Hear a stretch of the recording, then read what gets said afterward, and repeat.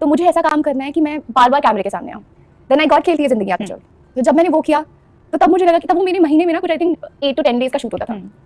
तो तब मुझे लगा कि यार 8 दिन के बाद ओवर हो गया, अभी क्या। तो मैं ऐसा सोचती थी कि मुझे ऐसा काम करना है कि जहाँ मुझे और ज़्यादा दिन शूटिंग करने बुलाएं। फिर मुझे बेइंतहा मिला जहाँ मैं वो 8 to 10 मेरे 15 to 16 डेज हुए। तो मैं बस उतना ही सोचती थी। फिर एक दिन मतलब I audition for Begusarai and I got selected. तो मुझे तब भी समझ में नहीं आ रहा था कि अरे मुझे मतलब मिल गया शो, तो अब मैं रोज शूट करूँगी। मतलब मुझे ये डाइजेस्ट नहीं हो रहा था कि I am going to be the lead of a show. तो और फिर मेरे जो बेइंतहा के प्रोड्यूसर थे सर, तब उन्होंने बोला अरे तू शो छोड़ रही है, तू दूसरा शो कर रही है। तो मैंने उन्हें बताया कि सर ऐसा। He was very happy for me. Then he was like अरे ये तुझे तो मैं हीरोइन देने वाला था अपने शो में। फिर वो Begusarai happened and then after Begusarai ये रिश्ता क्या कहलाता है हैपेंड। एंड मुझे तब तक भी ना समझ में नहीं आ रहा था कि मैं क्या कर रही हूँ। मुझे नहीं पता था, मैं इतना इंटरेक्ट नहीं करती थी लोगों से। मतलब I am not a very क्या बोलूँ, मैं ज़्यादा सोशलाइज नहीं करती हूँ। सो मैं ऑब्वियसली ज़्यादा लोगों से मिलती नहीं थी। तो मुझे ना समझ में नहीं आ रहा था कि लोग मेरा काम देख रहे हैं नहीं देख रहे हैं। बट मुझे अच्छा लगा था कि मैं रोज शूट कर रही हूँ। I like to I like the camera, मुझे सेट पे आना पसंद है।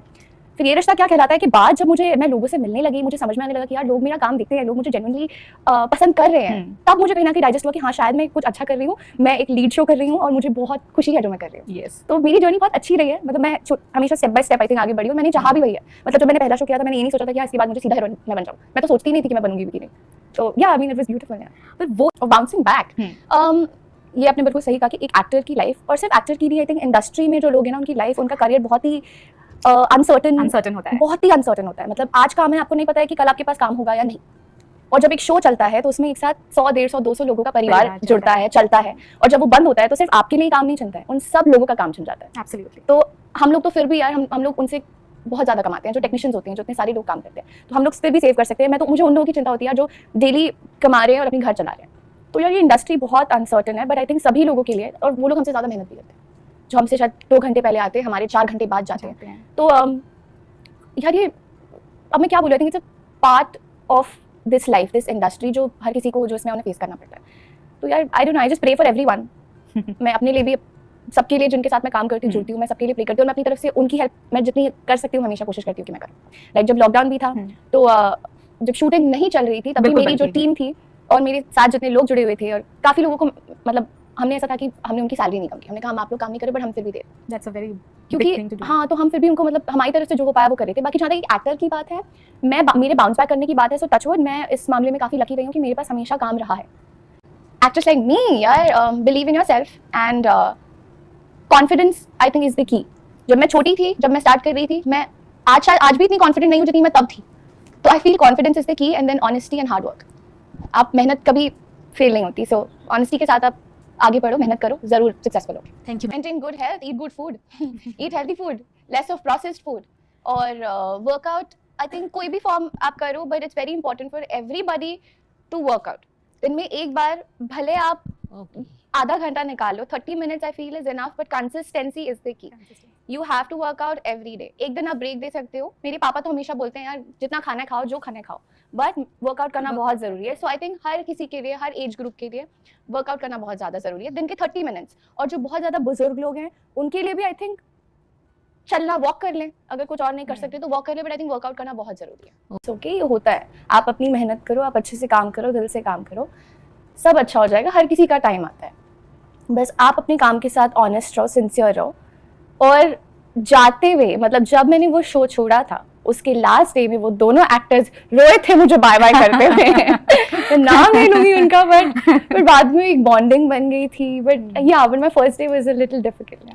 But you are able to do it. नहीं डिस्करेज नहीं, क्योंकि मुझे कहीं ना कहीं पता था कि यार पहला दिन है, तो अगर मुझे कुछ टेक्निकल चीज़ें नहीं पता है तो दैट इज़ वेरी ऑब्वियस। मुझे कैसे पता होगा? मैं एक फैमिली बैकग्राउंड, मतलब मैं एक फिल्म बैकग्राउंड से नहीं आती हूँ। मैं अपनी फैमिली में पहली एक्टर हूँ और मुंबई नई आई थी, मुझे कुछ आइडिया नहीं था। सो मुझे आई वॉज नॉट डिस्करेज्ड, बट मुझे था कि यार मैं और अटेंटिव रहूँगी, मैं और अच्छे से काम करूँगी, मैं सब चीज़ सीखूंगी, सब समझूंगी, तो आगे चल के मुझे सब पता होगा। So no, I was not discouraged. You took it constructively. Yes yes, nice. मुझे कभी ये थॉट नहीं आया कि what am I doing here and I need to give up. कभी ऐसा नहीं आया। लेकिन आई थिंक इतनी जल्दी हार नहीं माननी चाहिए।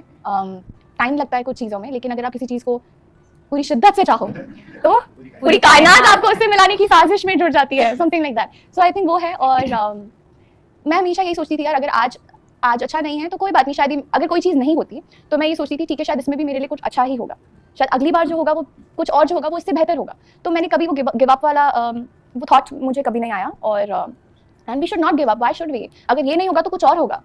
बस यार खुश रहो हमेशा और अपनी मेहनत करो, that's all I do actually. I don't really do anything and मेरी फैमिली मेरा बहुत बड़ा सपोर्ट चाहिए हर चीज़ में, तो ऐसा लगता है वो साथ हैं तो फिर सब हो जाएगा. So अपने माँ बाप से बहुत प्यार करो, उनकी रिस्पेक्ट करो और वो उनकी ब्लेसिंग्स हैं आपके ऊपर तो सब सही है.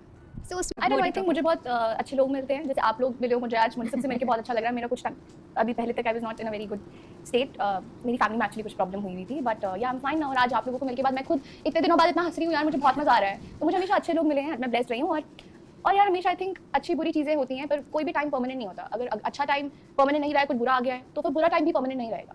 तो हमेशा एक पॉजिटिव अप्रोच के साथ आगे बढ़ना चाहिए. बाकी अच्छा बुरा ये सब तो लगा रहता है, it's part of life. So just keep a positive approach, एक पॉजिटिविटी के साथ हम अपनी तरफ से यही कोशिश कर सकते हैं. That's it. And be kind to yourself. It's very important to be kind to ourselves, you know. हम लोग कई बार ये चीज़ मिस कर जाते हैं, ये चीज़ नेगलेक्ट कर देते हैं. Like there was a time in my life where I used to criticise myself a lot. फिर मुझे लगने लगा यार मैं ये कर रही हूँ तो मैं शायद ज़्यादा बुरा हो रहा है कुछ. So I think we need to love ourselves and accept the way we are. That's it. thank you. My fear, my weakness, my strength, my everything is my loved ones. So you know, just losing a loved one is the biggest fear, and I've recently lost someone in my family, and so yeah, I think losing somebody that you love so much is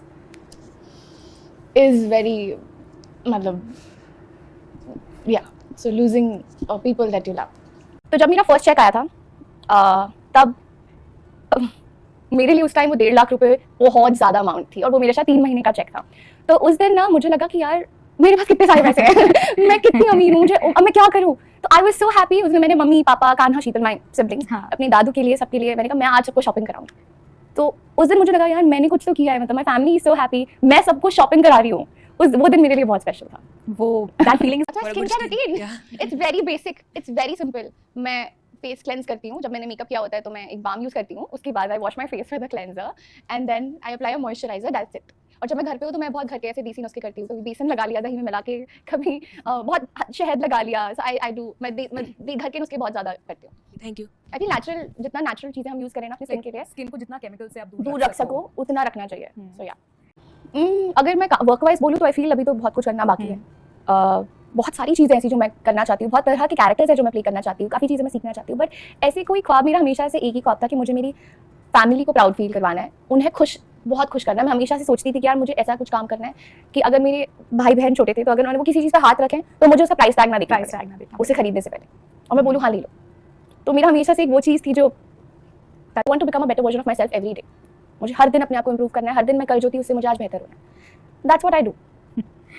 routine, हाँ आप set पे जाते हो, आप makeup करते हो, आप तैयार होते हो, यू गेट द स्क्रिप्ट्स, आप शूट करते हो, सीन ओवर हो जाता है, you come back to your room, फिर आपको बुलाते हैं, फिर शूट करते हो, फिर रूम में आ जाते हो, फिर ऐसे करके पैकअप हो जाता है और आप घर जाते हो.